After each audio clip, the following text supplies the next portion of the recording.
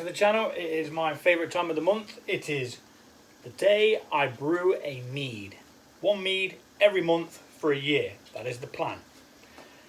Today I am making a lavender mead.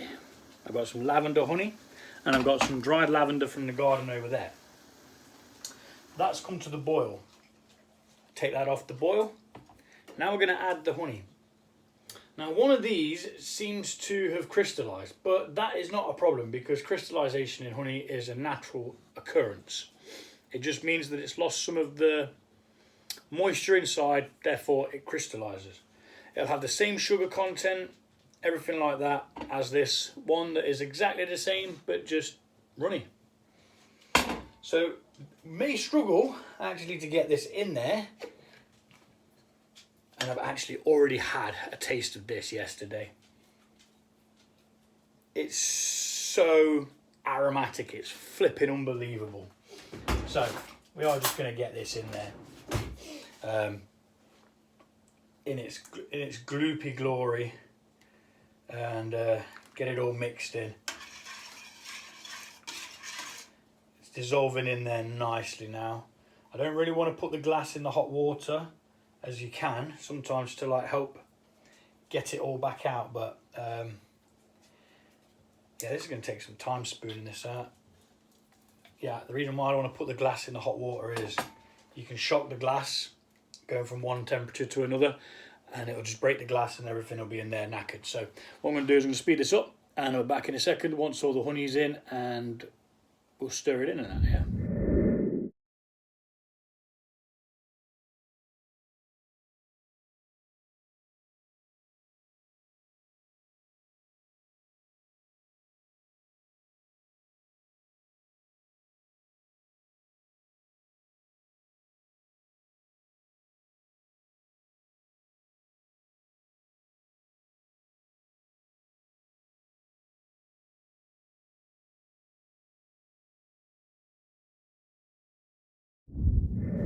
Right, so that took a little bit longer than I expected it to.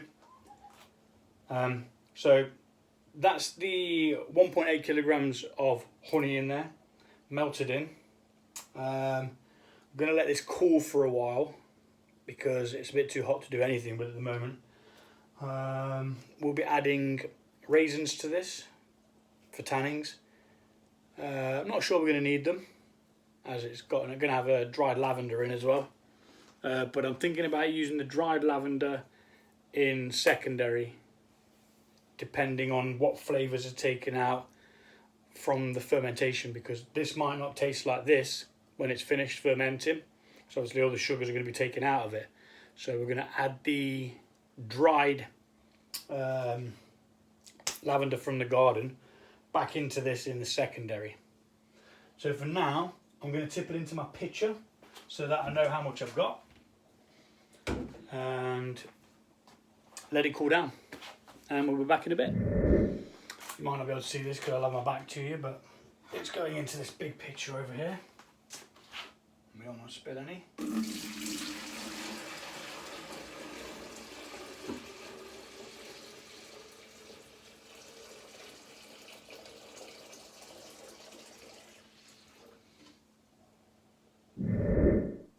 I mean, yeah, that's hot to the touch, so we're going to have to let that cool down. I'm going to wrap it with some cling film just to keep it sanitary. I'll come back in a bit. Possibly end up sticking it in the sink with some cold water just to aid it cooling down. Once it's down to a decent temperature, we can pitch the yeast and put an airlock on it. See how it goes. Job's a fish. Easy peasy. Water, honey, yeast. It's that simple. So that's finally cooled down. It's taken a long time in a cold bath, but it is now time to pitch the yeast. But before we pitch the yeast, we're going to oxygenate. I like to do it in here so that I don't have to do it when it's in the demijohn.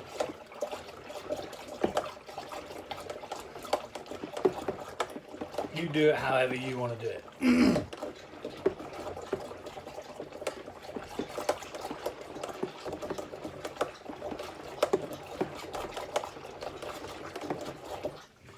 like so. And I have to say, this has got a very, very unique smell to it. It's just amazing. When I put it into the hot water earlier on, the whole kitchen was just full of this awesome smell. And it was just mental. So, hydrometer. Sorry about that noise. That's the dog who always comes in for a drink when I press that red button. Always. So, we're going to see what we've got here. Now, I expect this to be off the charts because I've used a hell of a lot of honey.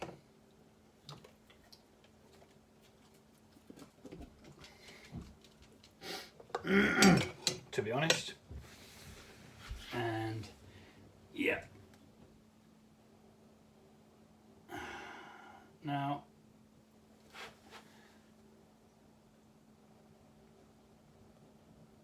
it's it's beyond the markers. So 120's there, 130. I'm gonna say 140. Sorry, 1.140. So this has been sterilised, so that's going back in there.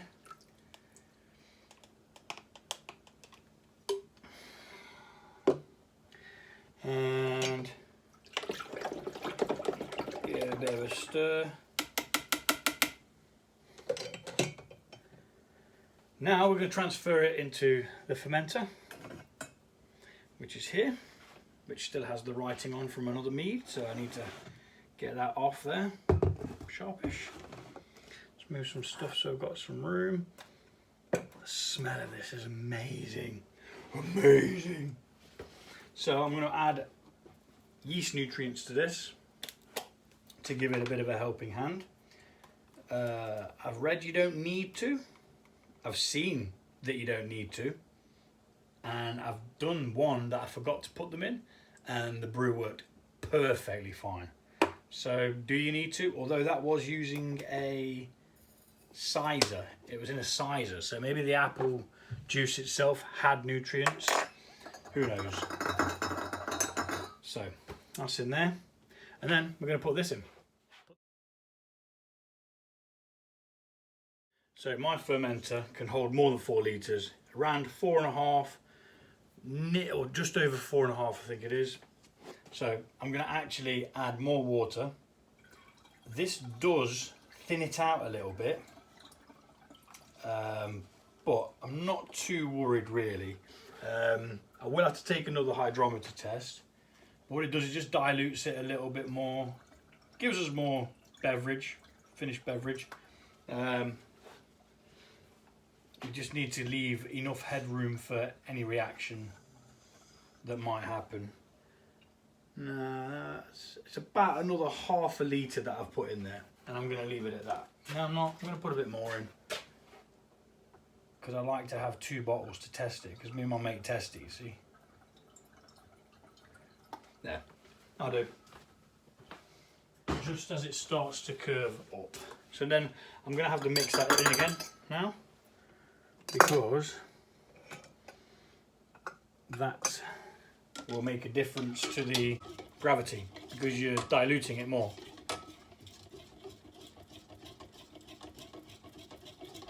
Although there's the same amount of sugar in there, you've got more volume. So the alcohol by volume becomes different, which is ABV.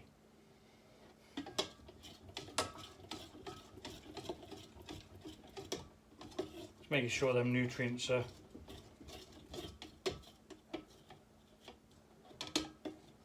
dissolved in there.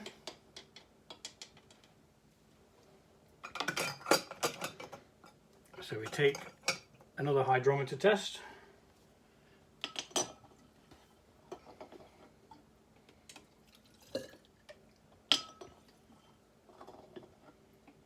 And we make a note of the reading.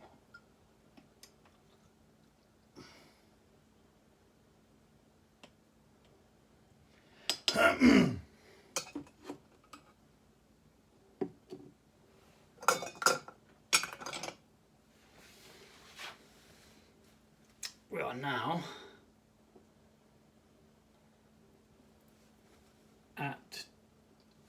just over the probably 124. 124.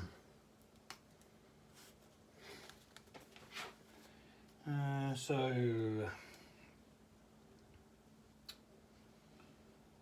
9th of Feb 22. 1.124,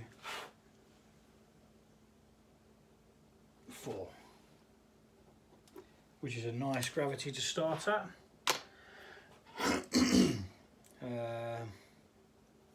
And I'll do the calculation as to what it could turn out at, and then we add that back into there, because this is again still clean from when I used it a second ago. We've only been using it for the same product, so it's going to make no difference. I've got 20 grams of raisins which are going in, which will help with tannings. It'll give a bit of colour and some mouthfeel. And there we go, 20 grams. Normally I'd throw a handful in, this time I actually measured it. Now, everything is hunky-dory, it's oxygenated, we've got the yeast nutrients in there, we have the raisins in there, they'll eventually float to the top, all the honey's in. There's about 4.5 litres of water in there. Yeah, good to go. Let's pitch the yeast. I am using Mangrove Jack's mead yeast, which is MO5, and it's good for all styles of mead. You can get away with using half a pack, but there's a lot of honey in there. So let's see what it does.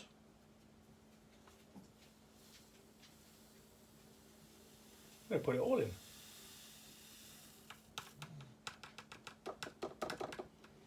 Yummy! Not going to need that again. And then we're going to mix that in.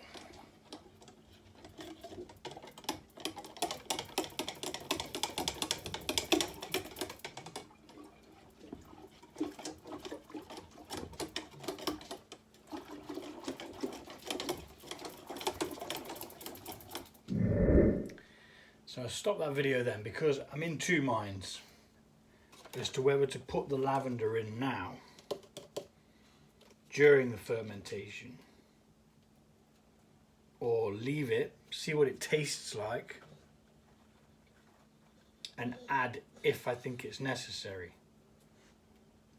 I'm gonna add it secondary if I think it needs it. So for now, I'm gonna put the airlock on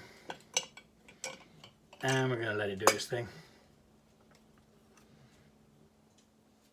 The yeast is gonna form a colony, break down the sugars and convert the sugars into alcohol. And that's that.